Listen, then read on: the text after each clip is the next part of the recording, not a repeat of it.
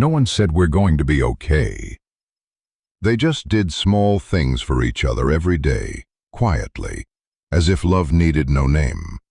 Someone brewed 2 cups of coffee every morning, one for themselves, one to place on the opposite side, even though no one had sat in that chair for a long time. In a place forgotten even by the map, a man lived through every dry gust of wind, every door no one knocked on anymore, until one day, a gaze that didn't ask for help made him unable to take another step. No one knew what happened after that. Only this: there were no gunshots, only silence, deep enough to change a life. And gentle enough to hold a heart thought long emptied.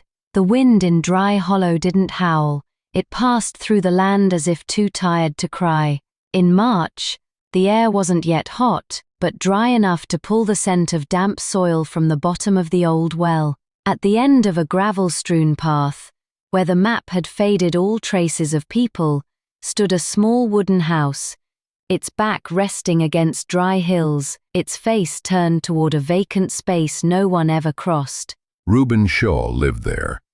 He rose before the sun could color the eastern cliff. Not from habit, and not because he'd slept enough. He rose because he didn't know what else to do but wake. The house was quiet, except for the creak of the kitchen door's hinges. That old sound, no one else heard it now, but he kept it, like a living trace. He didn't carry the ragged look of many widowers, no liquor, no wandering, just a slightly bent back and eyes that no longer needed to look up to meet another's. His face wasn't sad, but it wasn't joyful either. It just was, like a folded winter blanket behind the door, unused, but never thrown away. On a wooden shelf against the wall were 2 porcelain cups, one chipped, the other slightly yellowed. Every morning he took them both down, poured boiling water into each, waited for the steam to mist the glass, then set them on the table, across from each other. One for him, one for the person who once sat there, now present only in the empty space he still left untouched. He never told anyone why he still poured 2 cups of coffee, even after living alone for nearly 20 years. People in town said his wife died of lung disease before the dry season came. Some whispered cruelly maybe she just left, and he refused to believe it.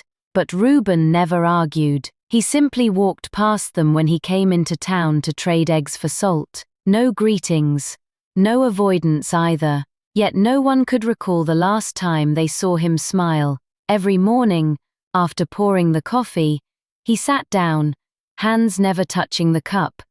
He only watched the steam rise from the other one, as if waiting for a reply that never came. Some men grow old in solitude, but Reuben, he turned to stone in a form no one. Witnesses. Brewed coffee, not to drink. Tended the garden, not to harvest. Lived not to leave anything behind.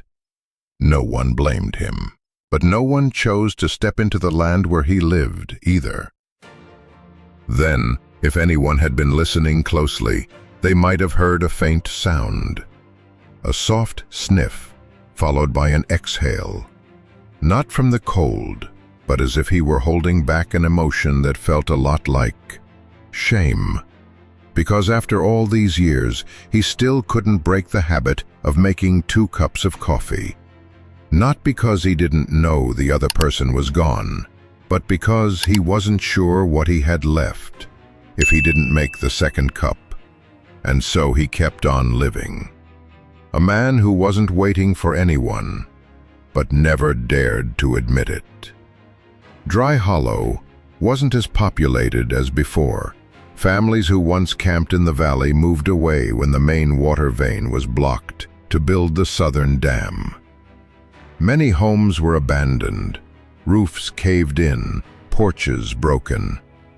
When the strong wind passed through, door planks knocked against their frames with a thud, thud, like sighs from a land that once bustled. Reuben Shaw stayed. His ranch sat on the northern edge, where red-brown rocks began to rise and old cacti grew like twisted fingers. The wooden house had faded under the sun. The front door creaked each time the wind nudged it, not rotten, but no longer whole.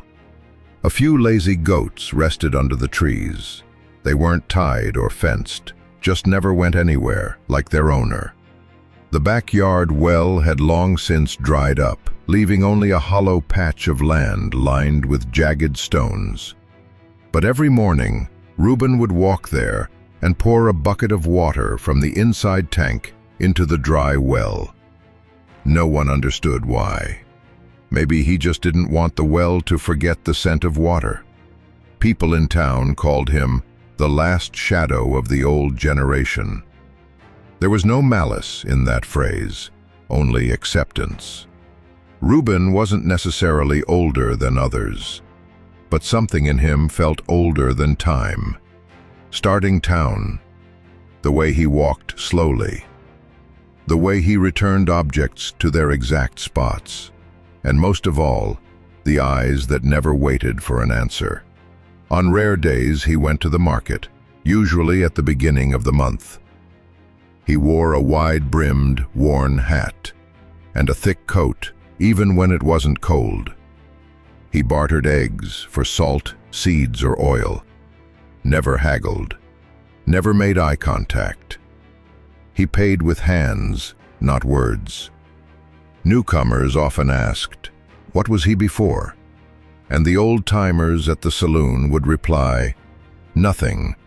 But once, he had everything. Scars lived under his coat, deep in his eyes, and needed no witness to make the pain real.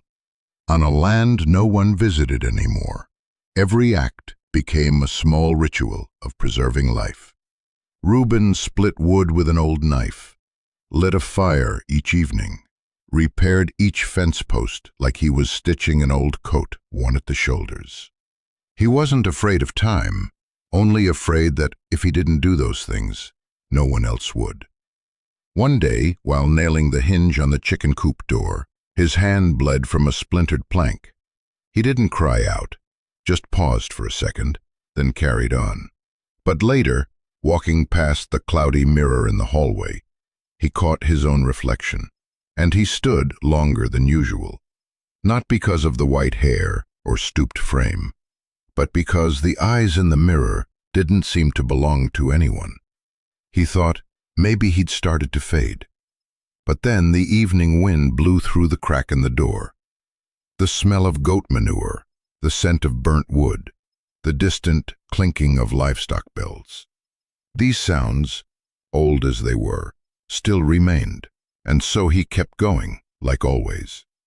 No one asked him to stay. No one forced him to leave. But some men, like Reuben Shaw, don't stay because of hope. They stay because they haven't found a reason to leave. The dried creek behind the ranch once fed the whole valley. Now only a bed of eroded rock remained, dotted with weeds and thin streaks of water after sudden rains. But early morning was still the gentlest time there, when the sun hadn't yet burned the skin. Reuben had the habit of walking along the creek each morning, not to look for water. He knew the well was dead. Not to find anything new. The land had been the same for years. He walked there because the wind didn't blow against him, and when he didn't face the wind, he could breathe freely. That day there was no usual mist, only fine dust floating like falling ash. Reuben walked slowly, boots tapping the pale stone. A lizard stirred in the brush. A leaf grazed a thorny branch. All too familiar. But then he heard something that didn't belong. Fabric, dragging across dirt. Then the light clink of metal against stone. Hoofbeats, downhill. Reuben stopped, hand tightening around his cane. He walked toward the sound, circled a large boulder where grass wouldn't grow. From the shadows he looked down into a hollow. 3 men on horseback. One walked on foot, holding a rope that dragged a small figure. Thin, long-haired, head slightly bowed, hands tied behind her back, blindfolded with dark cloth. She didn't scream, didn't struggle, didn't resist. She walked as if it had happened before. So many times there was nothing left to react. One of the three, probably the youngest, kicked. Something pressed against his chest. A discomfort rose from his gut to his throat. Not fear, but something like shame. Shame for witnessing and not knowing what to do. Shame for a feeling so old, a life treated like an object, and no one speaking up. The oldest man had a coiled whip at his side and a pistol on his back. He said something to the others. Wind broke up his voice. But Reuben caught one sentence. They say she's a curse. We're just following orders. The girl, though blindfolded, lifted her head for a brief moment. Her face young, sunburnt, cheeks swollen, but not trembling. Her lips sealed. Her eyes faced some unseen point where the sunlight fell long, as if she was memorizing the direction of the sky. No one looked at her like a person. None of the three men seemed to care that someone might be watching them, because they were too used to no one ever caring. They dragged her along, not fast, not violent, but calmly, as if they were hauling a broken item to be discarded. And it was that very calmness that sent a chill down Reuben's spine. He had seen death before, had watched a town wiped out by disease in 3 weeks, had held his wife's hand as she gasped for breath, helpless to do anything else. But never had he seen someone still alive be treated with such disregard. Reuben stood there. His hands trembled slightly, not from fear, but because something deep inside him had been stirred. The Apache girl never cried out for help, but Reuben knew those who don't scream are often the ones who've already cried themselves empty. And when someone no longer believes they deserve to be helped, someone else helps, not to rescue, but simply to remind them they still have a name worth calling. He didn't know her name, but that morning, when the first sunlight touched the hillside, Reuben Shaw did not take his eyes off the girl being dragged below. And for the first time, the wind through the rocks no longer sounded like a sigh. It sounded like an old heartbeat starting up again, after far too long lying still. Reuben's shadow stretched across the earth as he took a few steps beyond the rock. The wind shifted, blowing into his face, carrying the scent of animal hide, smoke, and something faint, perhaps dried blood. The girl stumbled once. Her head lifted, instincts syncing with the rhythm of the ground. For a brief moment, sunlight pierced the brush behind her and lit her face. And then Reuben saw her eyes. Though partially hidden by wounds and sweat, her gaze was clear, not pleading, not afraid, just themselves from falling apart. Reuben had never knelt before anyone's pain, but those eyes froze him in place. Some looks make you feel pity. Some make you feel small. But her gaze made Reuben feel ashamed. Ashamed for thinking that surviving was enough. Ashamed for having spent years avoiding touching anyone else, just so he wouldn't hurt them. When in truth, he was avoiding taking responsibility for stepping closer. One of the men stopped his horse. The youngest, face still smooth, curly hair, coat barely dusty, turned and looked at Reuben. He smirked, the kind of smirk common to those who've hurt others and never been stopped. "You know," he said loud enough to be heard, "they say she's cursed. Anyone who keeps her, their whole house goes to ruin. Her own people tied her up." Then he chuckled like the tale was a joke. No one in the group objected. The girl still didn't raise her head. But Reuben noticed one of her hands had clenched into a fist. That motion, small, but not meaningless. He knew that feeling. The feeling of hearing others talk about you as if you were already dead, just an echo to be trampled. The feeling of being fully present, still breathing, still standing, yet treated as something to be avoided, discarded, buried without a marker. Reuben didn't step forward, but he also didn't turn away. He just stood there, like an old tree struck by lightning, never fallen, but no longer sprouting leaves. His hands trembled slightly, but his eyes stayed open, and he let the silence speak for him. The girl turned her head briefly again. Beneath strands of sweat-matted hair, her eyes glanced across him, with no expectation, but also no rejection. And that emptiness in her gaze was what made him feel he had to stay, not to rescue, not to do anything grand, just to affirm something no one else bothered to, that she existed, that someone saw her. The wind swept over the rocks again, this time with a sharper metallic scent. A black bird landed near the dry creek bed. The three men continued walking her forward, not fast, not slow. She still said nothing. And Reuben still hadn't moved, because he knew, if he turned away now, her gaze would no longer look toward people. It would turn to stone, like those who had once been treated as objects. And that was something no one should carry forever, especially not a girl still so young. The wind changed suddenly, flicking sand across Reuben's face. But he didn't raise his hand to block it. He stood unmoving, watching the girl being dragged between the light and shadow of the brittle trees. No one expected anything from a man who had lived alone too long. And Reuben had never given anyone a reason to expect. But that morning, something inside him stood up before his thoughts did.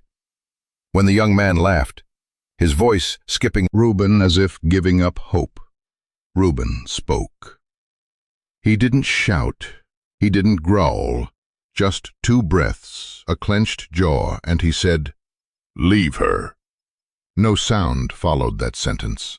The words fell into the earth with no echo. But in that silence, something snapped. The 3 men looked at him.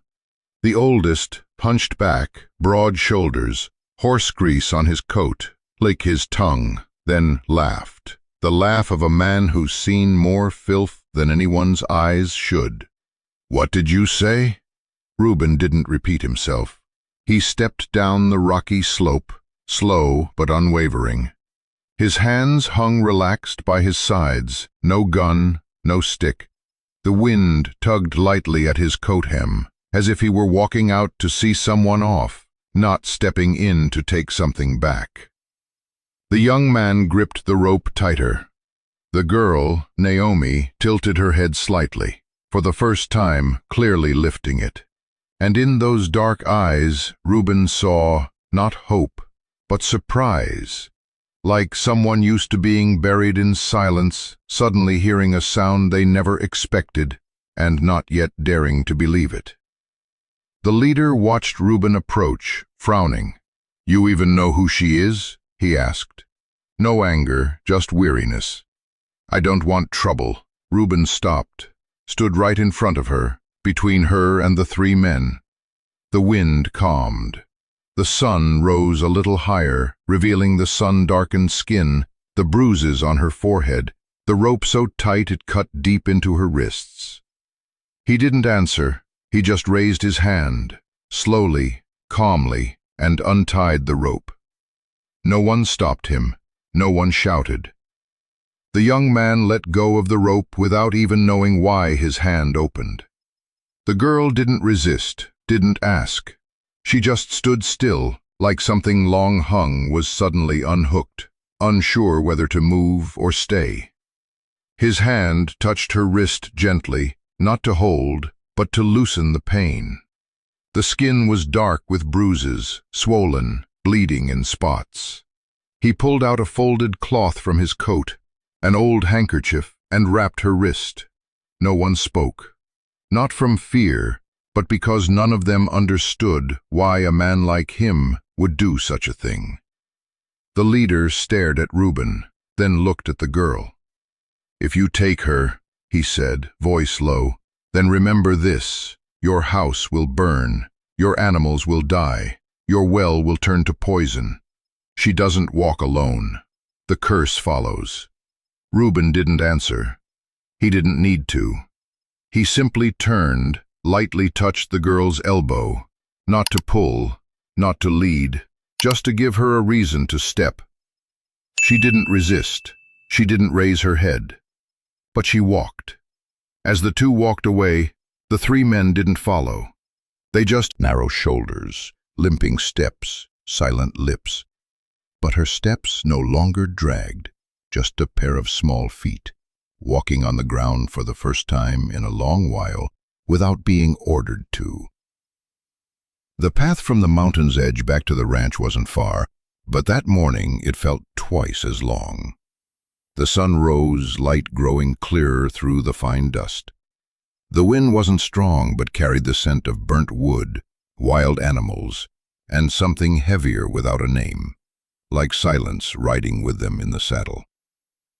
Naomi sat behind him, arms lightly around Reuben's back, neither clinging nor pulling away. Her eyes half closed, not from sleep, but to preserve a distance, as if seeing something gentle at that moment might make her break.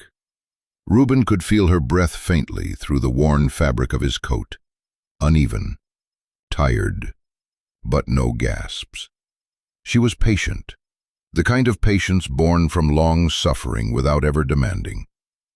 With every step of the horse, he heard the faint jingle of the old rope in his coat pocket, the one that had bound her. Reuben had kept it, not thrown it away, perhaps to remember. He didn't look back the whole way, didn't ask her name, didn't say, "Hang in there," didn't say, "Almost there." Something inside him had long understood. When someone has just been unbound, the last thing they need is reassurance. So they rode on, past the bend where the cactus had snapped in last season's storm, past the white rock marked like a horse's hoofprint from who knows when, past the scorched tree that still stood like an old sentinel, and when the gate appeared, the crooked wooden gate with a rope loop in place of a latch, Reuben stopped the horse. He dismounted first, didn't offer a hand, just held the reins steady. Turned to face her. Naomi opened her eyes, looked directly at him for half a second. No suspicion, no expectation, just looking, to see that he was still there. Then she gripped the saddle and slowly lifted herself down. Her legs shook, knees weak, but she didn't fall. She stood. Slowly, Naomi stepped onto the dry ground, like touching a place for the first time that didn't issue commands. She didn't lift her chin, didn't hang her head. She just walked, step by step, toward the ranch gate, as if entering a space where no promises were made, but no one pushed her away. Reuben went first, pushed the gate. The broken hinge creaked softly, like the breath of a house long accustomed to loneliness. The wind blew dust across the yard, catching in the growing midday light. Naomi stopped at the porch. Reuben didn't say, "Go in," didn't gesture. He walked through the door and left it open. That was all. A small goat crossed the yard, eyed the stray, stepped up. She didn't look back, didn't sigh. Just one very small but very real thing happened. When her foot touched the wooden floor, no one told her she wasn't allowed in. And for someone who had just been dragged like cargo, that might have been the first time she entered a place without needing permission. In the little wooden house, no bigger than 2 diagonal rooms, sunlight sliced through the ceiling slats like thin blades cutting into the worn-out shadows. There was no musty smell, no scent of anything comforting either, only the scent of aged wood, ashes, and a bit of dry salt from the meat hook hanging behind the porch. Reuben stood at the doorway for a long moment before turning to Naomi. She still stood just half a step inside, arms hanging by her sides like she didn't know what to do with them. The outdoor light highlighted bruises in shades of purple and green running from her wrist to elbow. She didn't hide them, didn't cover them. Reuben said nothing. He walked inside and quietly pushed the door shut. Not locked, not latched, just enough to keep the wind from blowing straight through. The old bed sat against the wall, one side sunken, the sheet faded, and the gray blanket so thin you could see the patches through it. It used to be his wife's place, or rather, it still was, in a memory that refused to fade. Reuben didn't look at Naomi as he straightened the blanket and poured a glass of water from the tin jug by the bed. His hands trembled slightly, not from effort, but because something inside him was returning, something he couldn't name. Then he turned around, and for the first time he made a gesture. Not with his hands, not with his eyes, but simply by stepping aside. Naomi looked at him, not with the distrust of someone used to being driven away, but with the caution of someone unfamiliar with kindness. She walked forward, very slowly, each step measuring the distance by memory, testing if this wooden floor could truly hold her. She sat on the edge of the bed, arms wrapped around her body as if afraid to reveal something still hidden. Reuben turned away and headed for the kitchen. He added more water to the pot hanging over the fire, lit it with dry straw and bits of wood. He didn't ask if she was hungry, didn't ask if she was tired. He just did it, as a ritual of life, boiling water for those still breathing. Evening came sooner than usual. Darkness didn't announce itself, it just arrived, as it always had. Naomi lay on her side, eyes open, not asleep. Her gaze fixed on a small crack in the wooden ceiling, where a spider spun its web. No words by. He stared into the cup, as if there were a face inside he'd long forgotten. And his hands, the ones that had once tapped reins, once kept a horse's spine steady across deep creeks, now only knew how to hold water that had long stopped being coffee, but still sat before him each day. Naomi didn't ask why there were 2 cups on the table, and no one mentioned it. But something unspoken hung in the air, that this house hadn't prepared to hold anyone in a long time, and had certainly never prepared for someone like her. And perhaps because of that, the fact that she was still there, not cast out, not called a different name, was already the first gentle thing she'd received after months of being dragged, bound, blindfolded, and treated as a burden. The night moved slowly. Reuben didn't go to bed. He hadn't slept in years, at least not when someone else was in the house. He just sat, hands resting on his knees, eyes on the fire, a small flame, weak, but still burning. And in that flame, something came alive again, not brightly, but quietly, like it was the first time he no longer saw himself as the last shadow in this house. Dawn came as if it had been knocking for hours, but no one in the house bothered to open the door. Pale light slanted through the dusty window, drawing a faint golden line across the wooden floor. In the kitchen, the fire's heat had long faded. Ashes cooled. The porch breeze stirred gently, swaying a torn clothesline with a faded shirt. Naomi still lay still, eyes closed, not asleep. She heard Reuben's quiet footsteps, the soft clink of porcelain bowls as he rummaged in the cupboard for an old bottle of antiseptic, the tin lid clicking open then shut. Everything worn, as if the house itself had stopped growing years ago. She didn't turn as he approached, didn't ask what he planned to do. She just pulled up her sleeve, revealing her wrist, the skin pale in the morning light like a silent confession. It had been held too tightly, for too long. Reuben sat on the low stool, a small cloth beside him. He looked at the bruise, deep purple turning dark green, spreading like ink soaked into old paper. No blood, but it was a mark of what had gone unspoken. He didn't say, "Does it hurt?" Didn't say, "Almost done." He just placed his hand over her wrist, a touch so light, so careful, carrying both hesitation and patience, as if he too feared hurting a piece of memory that didn't belong to him. Naomi didn't pull away. She looked at him, not for an answer, but to measure. Once wiped faces, wrapped bread, tied hair. Now it held an old wound on a new wrist.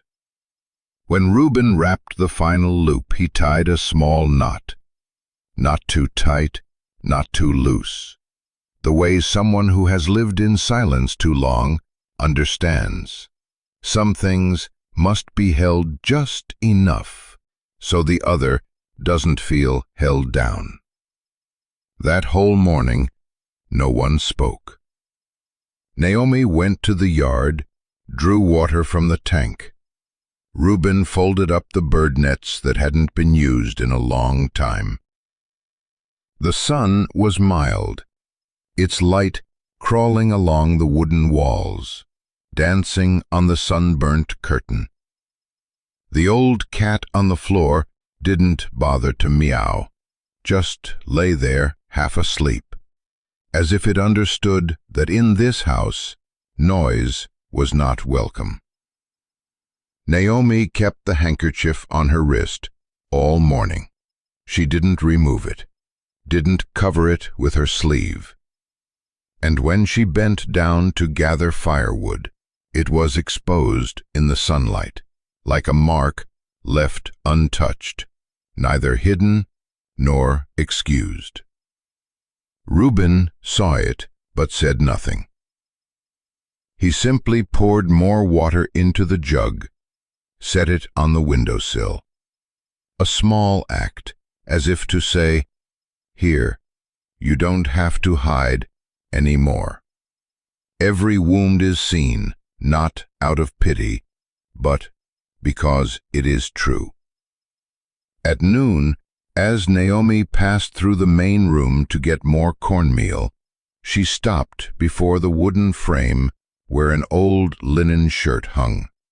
Her hand reached up, lightly touching the frayed edge where a tuft of thread had come loose. Not for any reason, maybe because it felt like herself, old, torn, but still hung there. She didn't know why her heart softened in that moment. Perhaps not because she had been helped, but because for the first time no one asked her anything, and yet she was treated as someone worthy of being touched gently by an unhurried hand.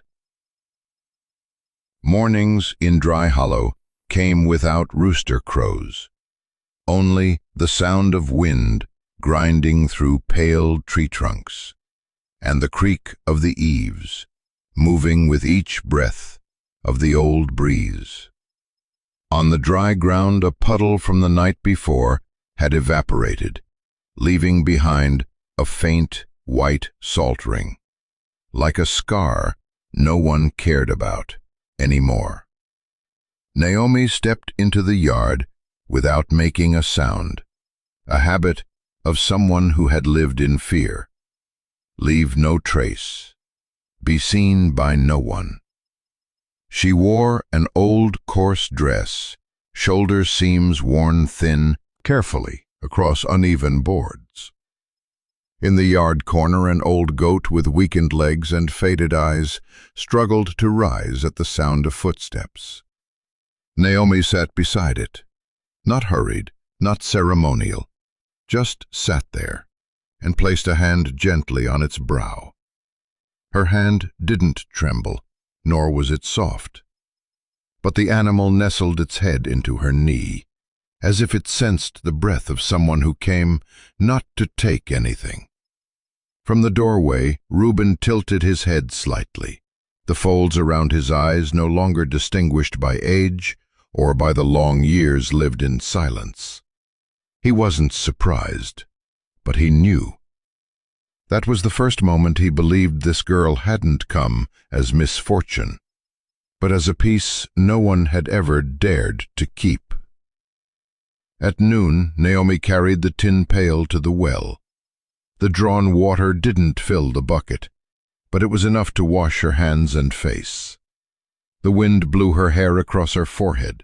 She didn't brush it back, just left it, and looked into the bucket as though seeing a different person reflected there, one she had never gotten to know. She wasn't beautiful, she wasn't saintly, and that strangely gave Reuben a kind of peace as he sat watching her from the porch. People often believed kindness must come with gentleness, but Naomi had guarded eyes, as if she didn't need to be loved, only needed a place where she didn't have to prove she belonged. And he hadn't asked, and she hadn't left. That afternoon she stacked bundles of firewood along the wall, in the exact spot he had done it days earlier. A tuft of dry grass clung to her skirt. She didn't brush it off, didn't notice whether anyone was watching. Her every movement was quiet, precise, not as if rehearsed, but as instinct, from someone who had survived by reading others. Reuben passed by from a distance holding a long log. He meant to place it on the pile, but slowed when he saw her bend down, gently picking up a fallen piece and placing it back in line. No words. But he stood still a few seconds longer than usual.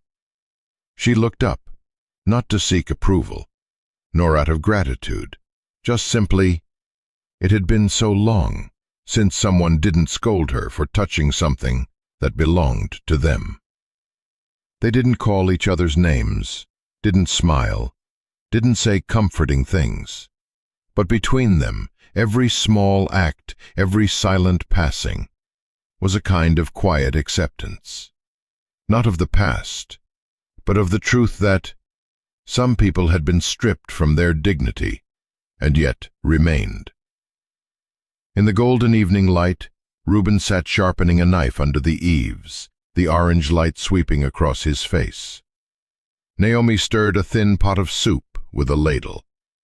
Day.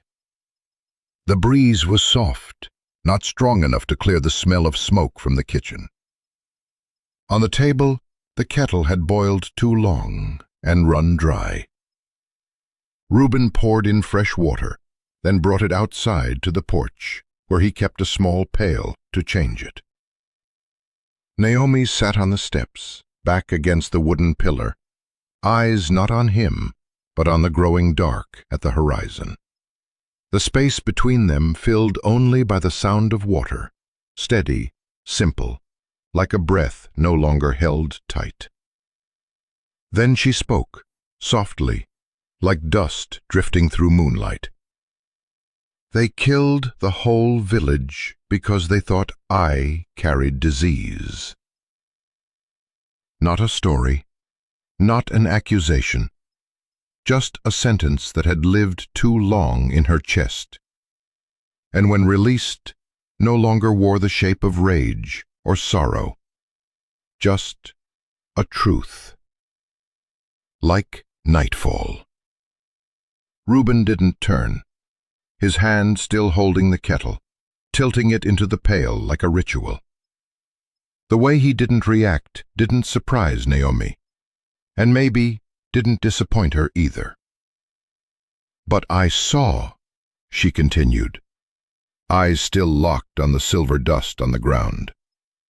A group pour something into the stream, not my people.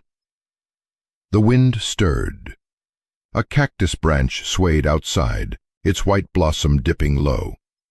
Reuben looked in that direction, then quietly poured the leftover water at the base of the flower. He didn't say, "I believe you." He didn't say, "I understand." He just acted, silently but clearly, as if to say he needed no proof to believe that she had survived, and had seen more than she told. Inside, the fire in the stove glowed faintly. Naomi stood, walked in first, without asking. She took a wooden cup from the shelf, poured a bit of water, then sat by the door. Her eyes stopped on a long crack in the wooden wall, like a thread pulled endlessly, without anyone caring to mend it. She murmured, not clear if to him or to herself, "Maybe I'm not my people anymore either." The air between them wasn't heavy, but for the first time something hung, like a damp cloth, gently placed on the shoulders, making the whole house quiet, as if listening. Reuben sat in the chair opposite, loosened the scarf at his neck, not from heat, but as a habit when thinking of something too far to reach.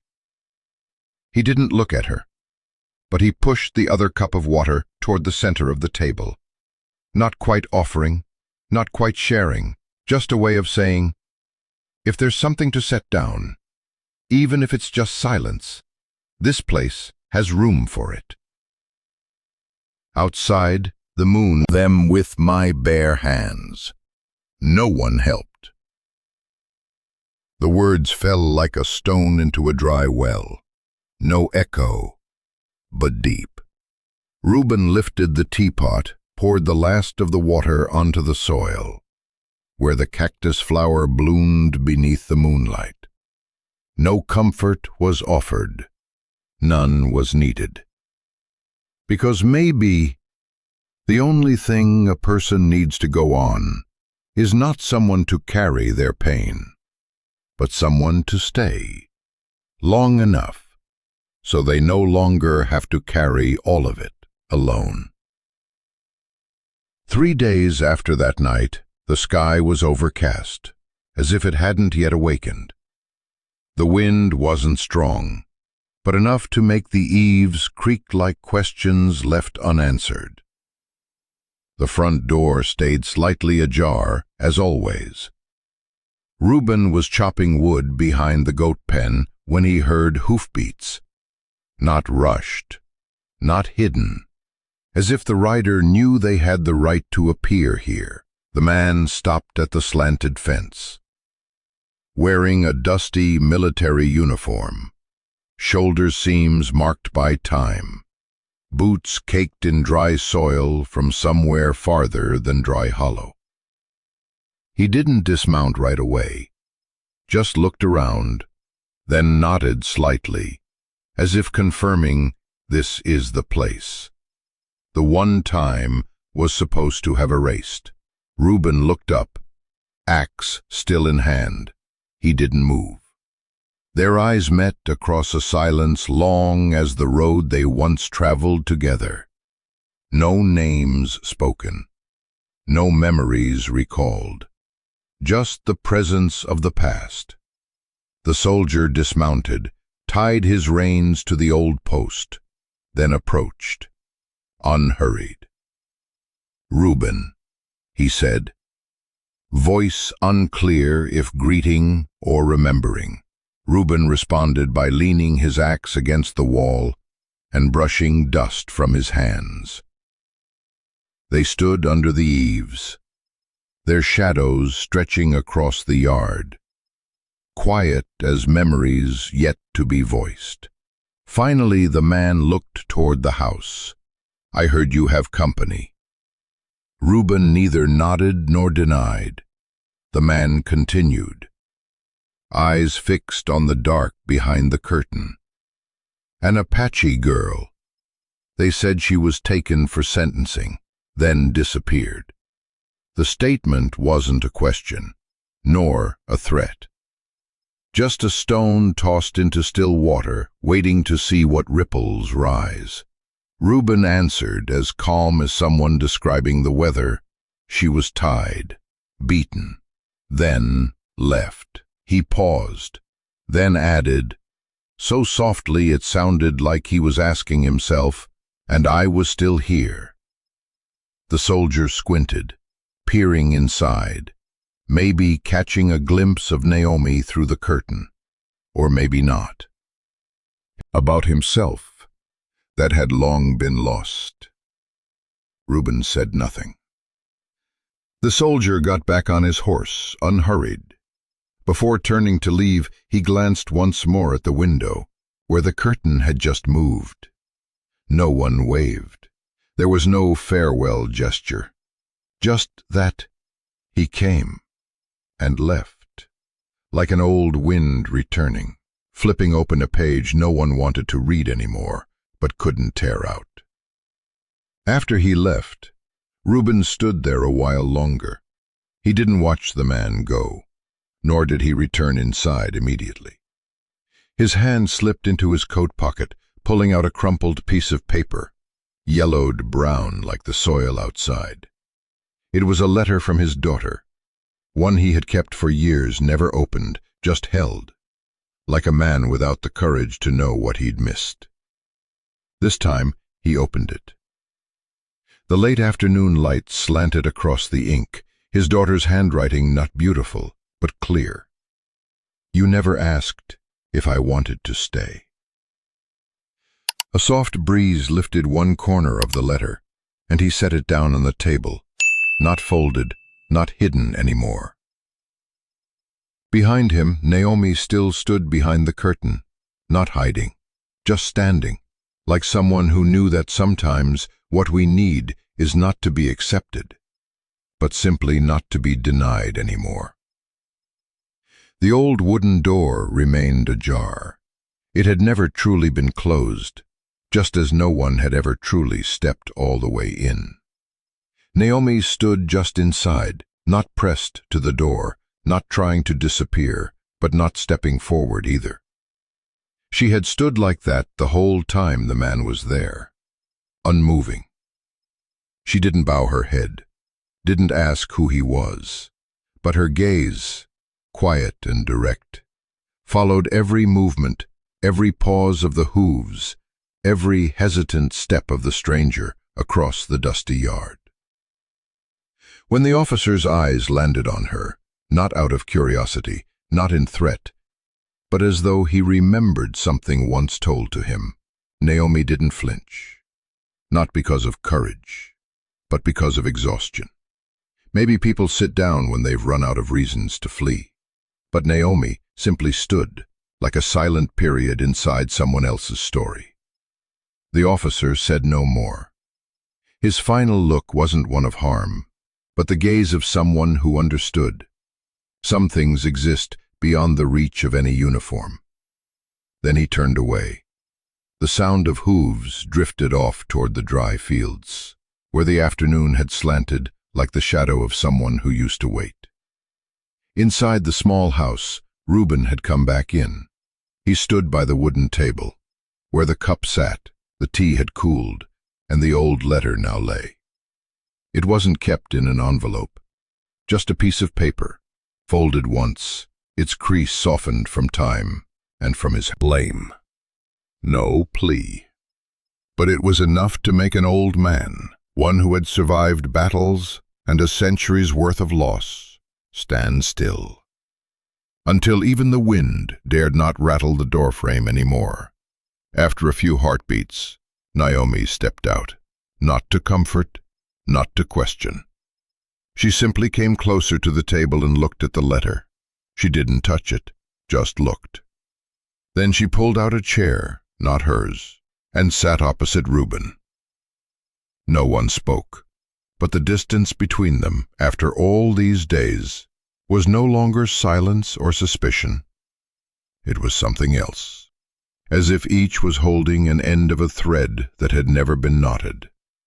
The wind slipped through the wooden cracks. Afternoon light slanted across the wall, dust shimmering. The scent of firewood still hung faintly.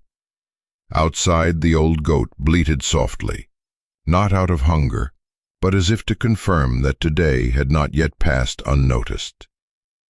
Reuben placed the letter back down, folded it, not to hide, but as if ready next time for someone else to open it. Naomi poured water. She handed him a cup. No offering, no bowing. Then took the other cup herself and drank a small, slow sip. For the first time, two people sat facing each other, not out of obligation, not out of habit, just because maybe it was time they no longer stood alone in a house full of empty spaces. That night the fire in the stove went out slowly. The glowing ash pulsed gently, like the heartbeat of those who had grown used to silence, but still hoped, quietly, for something soft to return in the dark. Reuben leaned against the wall, eyes open, not asleep, not fully awake, just somewhere in between, like someone who had grown used to guarding what was already lost. Naomi lay in the small room once his wife's. The door wasn't locked, wasn't even shut. No one called out, no one asked. Near midnight he got up, poured cold water into the kettle, not to make tea, just for the sound of water, the clink of metal on ceramic, to fill the silence stretching too far. He placed the kettle on the stove, then sat back down, his hand brushing the old table, where no one had sat opposite him for years. Then he spoke, not to anyone in particular, not loudly, not even sure if anyone would hear. Naomi, if you want to go, I'll go with you. A breath later, he added, if you want to stay, I won't close the door. That was all. No waiting for a reply. The night wind passed through the window crack. The wooden bead ring hanging by the frame turned gently, its sound soft, like the breath of someone long used to holding it in, so no one didn't know how many cups to set today. Then he heard footsteps. Light. Very light. The opening of the water jug. The soft clink of metal utensils, and the scent of tea, that cheap kind from his last trip to town, rose like something that didn't need to be delicate, just familiar. Naomi stood by the stove. She wore his wife's old coat, oversized but not out of place. Her hair was messy, but no longer hid half her face like before. Her eyes didn't look at him, but knew he was there. She poured 2 cups of tea, one for herself. One she placed across from his usual seat. No one said anything. Reuben walked over and sat down, as if it was something they had always done every morning. The cup before him steamed lightly. The tea was weak, but he didn't switch it. Didn't add anything. He drank, and for the first time, not alone. No one needed to ask, "Are you staying?" No one needed to say, "I won't leave." The answer was already in that small act.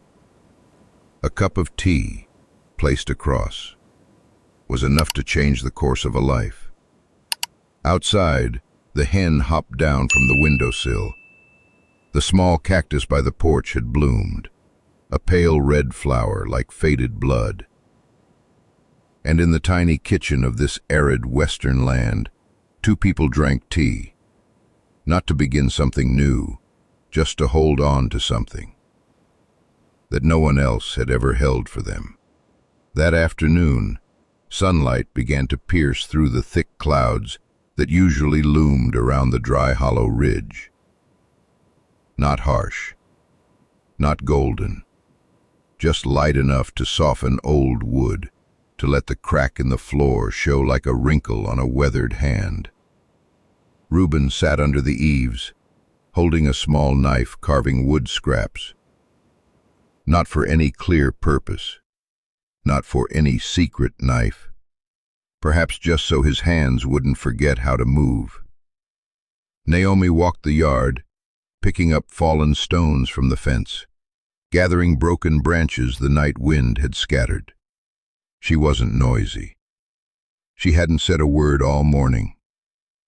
But she also hadn't vanished like others who passed through his life. She was present.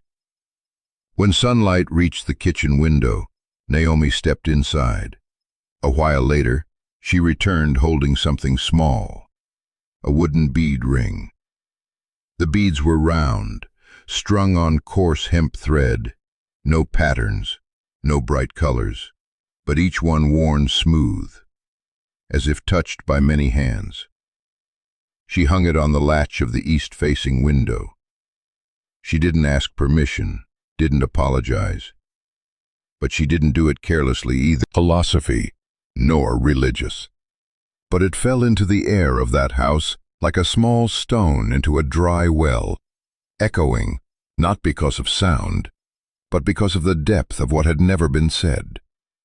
Evening descended, and wind from the valley swept in through the crack in the door. The wooden bead ring slowly turned, not fast, not swaying, just enough for the slanting light to cast a soft circle on the floor.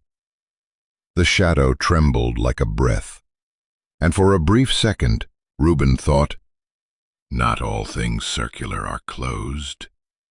Some things form a circle to open, like a little gate, needing only silence to be seen." He didn't ask more. Naomi said nothing else. But from that moment on, each time Reuben passed the window, he glanced at the bead ring as a quiet reminder that no matter who someone used to be, what they'd been sold for, how they'd been shamed, if there was a place that accepted their presence, without questions, without judgment, then that was a place where one had the right to breathe as themselves. Evening settled over the old wooden house. The scent of burning wood drifted out from the kitchen, not strong, but familiar.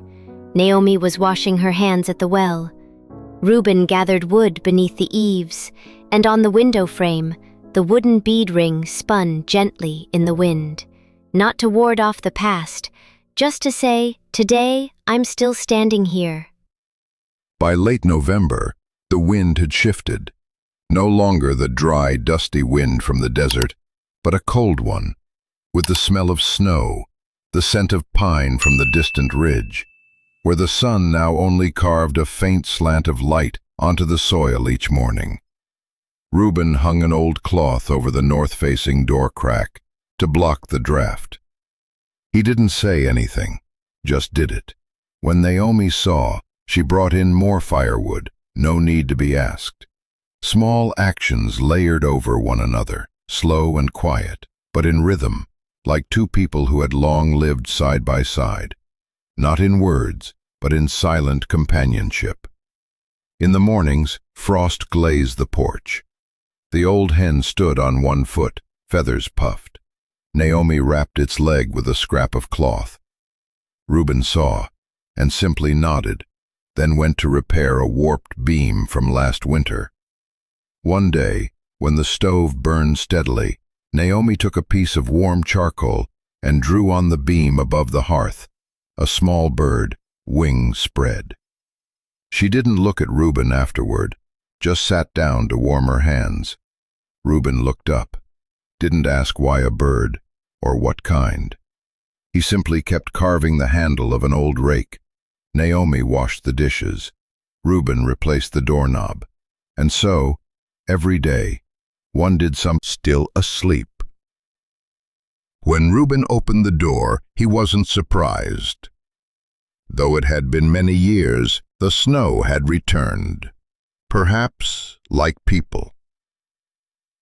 Naomi brought out a metal basin to collect snow for boiling.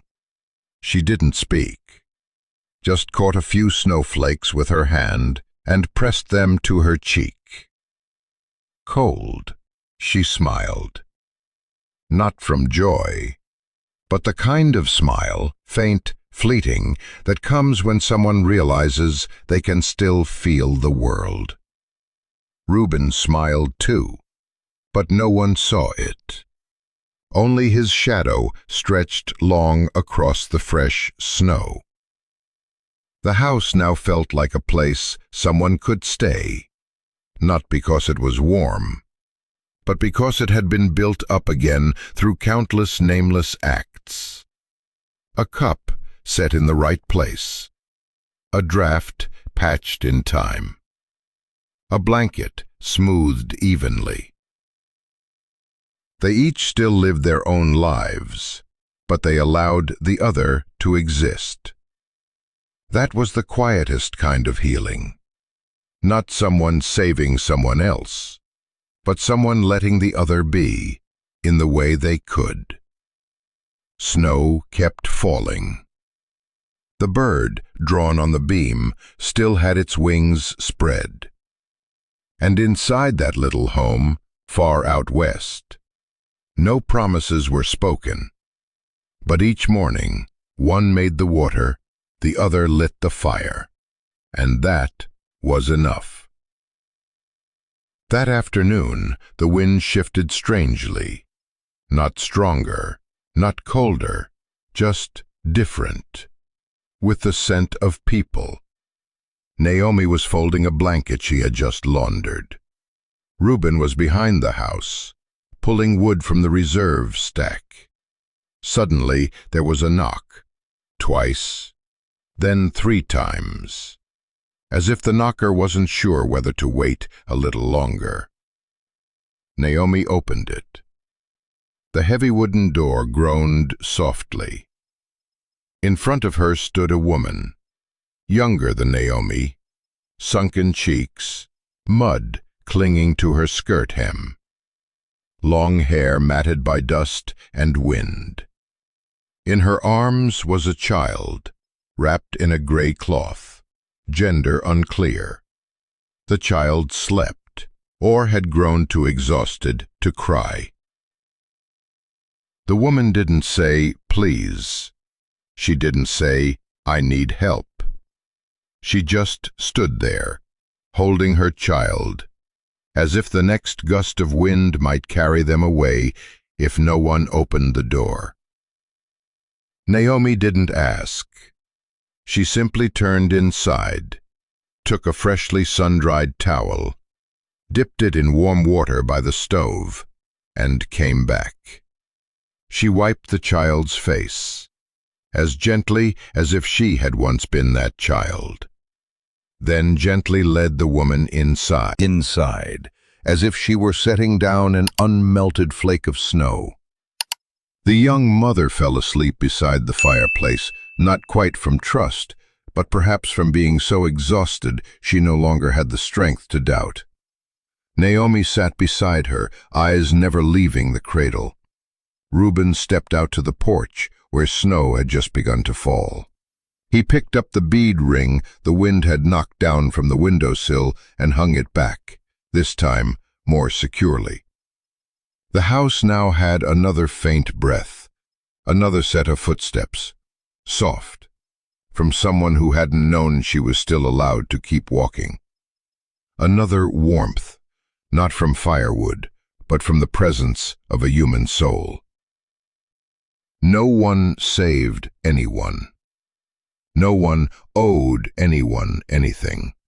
They had simply not closed the door on an evening when snow began to fall.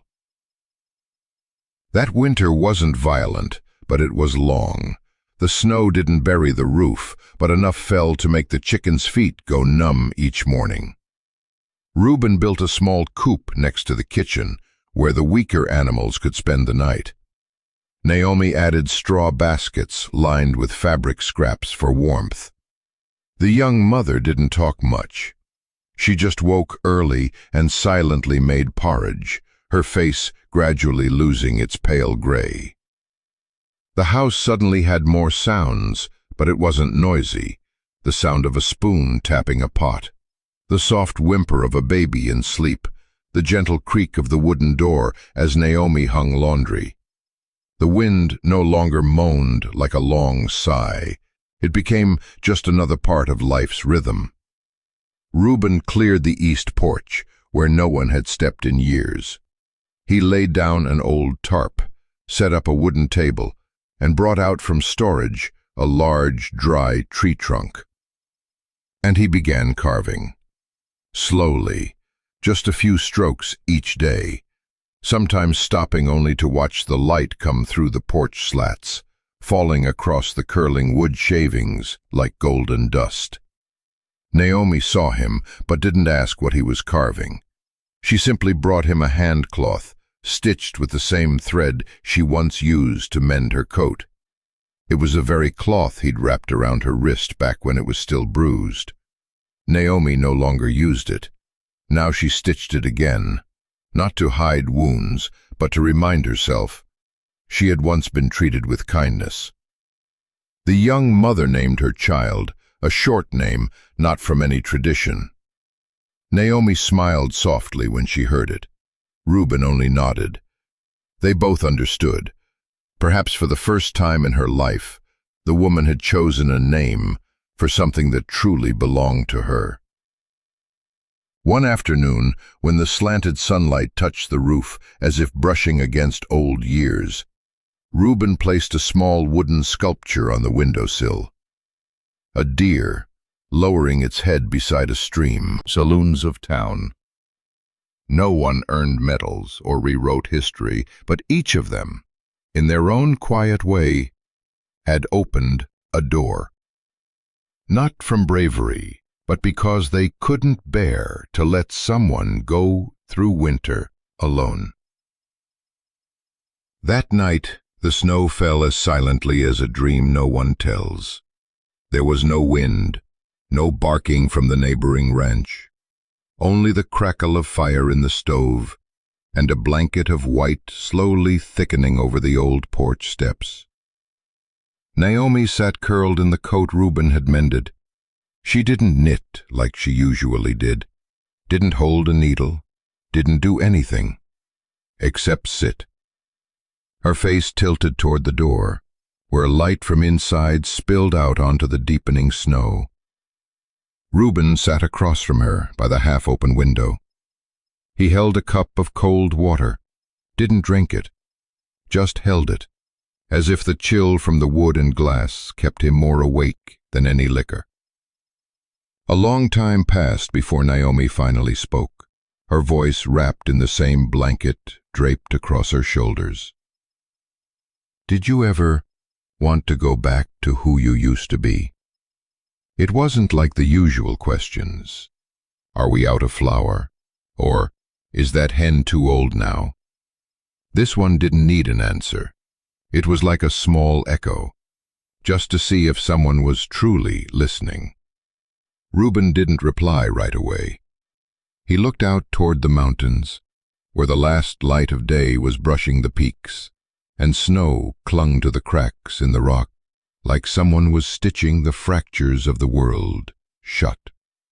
Then he said, "No, I just don't want anyone to go through that alone." Naomi didn't nod, didn't smile. She only pulled the blanket up around her shoulders.